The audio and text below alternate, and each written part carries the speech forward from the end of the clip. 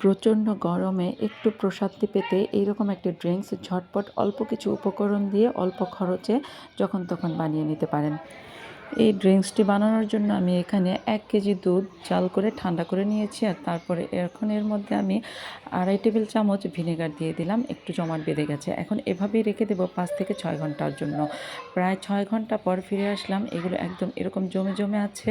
এখন এর মধ্যে অল্প একটু লবণ, 3 টেবিল চামচ চিনি, আপনারা ইচ্ছে করলে কিন্তু চিনি আরও বেশি দিতে পারেন, আর যদি মিষ্টি দিয়ে না খান তাহলে চিনিটা বাদ দিয়ে এখানে বিট লবণ দিয়ে দিবেন। আর এখানে 1 চিলতে লেবু চিপে রসটা নিয়ে নিলাম, আর তারপর নেড়েচেড়ে মিশিয়ে নিলাম। আর এখন একটা হ্যান্ড ব্লেন্ডার দিয়ে একটু ব্লেন্ড করে নিলাম। আপনারা ব্লেন্ডার মেশিনে যদি ব্লেন্ড করতে চান একদম লো স্পিডে ব্লেন্ড করতে হবে। তো আমার ড্রিঙ্কসটা কিন্তু সম্পূর্ণ রেডি হয়ে গেছে। এখন এর মধ্যে আমি লেবু স্লাইস করে কেটে দিয়ে দিলাম, আর একটা গ্লাসের মধ্যে বরফ নিলাম, আর উপরে ড্রিঙ্কসটা ঢেলে নিলাম। ব্যাস রেডি হয়ে গেল মজাদার একটা ড্রিঙ্কস।